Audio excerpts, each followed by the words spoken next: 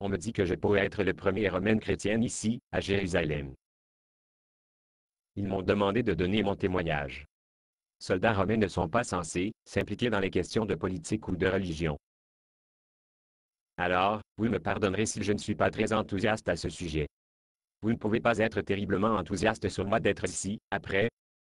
Je vous dis que j'ai été celui qui a battu Jésus 39 fois avec un chat de 9 œufs. Ce n'était pas mon idée. C'était l'idée de gouverneur Pilate. Les autres rabbins étaient jaloux de Jésus et de vouloir sa mort.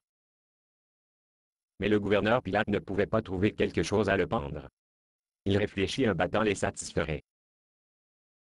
Je viens de suivre les ordres. J'ai un peu aimé le mec. Il était le plus bien comporté prisonnier que j'ai jamais fouetté. Il était si calme. Il n'a même jamais maudit sur moi, comme ils le font toujours quand je ris le dos ouvert avec mon fouet. Au moment où j'ai fini, il a été un gâchis. Je pensais qu'il allait mourir, mais j'ai pu le réanimer avec un seau d'eau froide. Puis, à ma grande surprise, quelques minutes plus tard, le gouverneur a donné l'ordre de l'emmener et de le crucifier. J'ai dit au gouverneur le droit de son visage. Je l'ai dit, ce n'est pas juste. Tout d'abord, lui dis-je, le gars n'a pas été reconnu coupable de quoi que ce soit. Et deuxièmement, vous ne donnez pas un gars de 39 coups de fouet, puis crucifié aussi. Guillemets. Pilate leur dit, juste doit. Les rabbins sont en remuant jusqu'à la foule.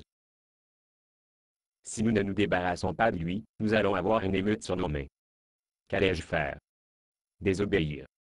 Donc, je suis monté en croix sur Jésus, et le fis sortir du palais.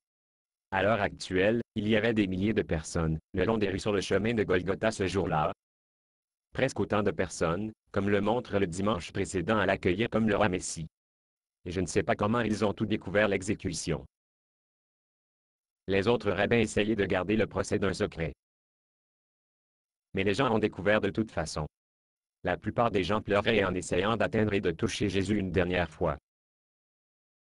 J'ai dû claquer le fouet pour les garder hors de la voie. Puis quelque chose s'est produit, qui a changé ma vie pour toujours. Jésus est tombé. Quand je l'ai aidé à remonter à ses pieds, je viens de voir que le nom Jésus a été creusé dans la face inférieure de la croix. Je l'ai dit, et, Jésus, le mec qui a fait cette croix a le même nom que vous. Jésus a dit, quand j'étais un charpentier, j'ai fait cette croix moi-même. Je l'ai dit, c'est ironique. Jésus a dit, il n'y a pas d'ironie. Je savais que j'allais mourir sur cette croix. Attendez une minute. Je l'ai dit. J'ai entendu que vous étiez un charpentier. Mais c'était il y a 3 ans. Vous voulez me dire que tu savais il y a 3 ans, que la croix que vous faisiez allait vous tuer? Oui. Il a dit. Et vous le faites de toute façon. Oui. Il a dit. Pourquoi? Je suis venu pour mourir. Il a dit.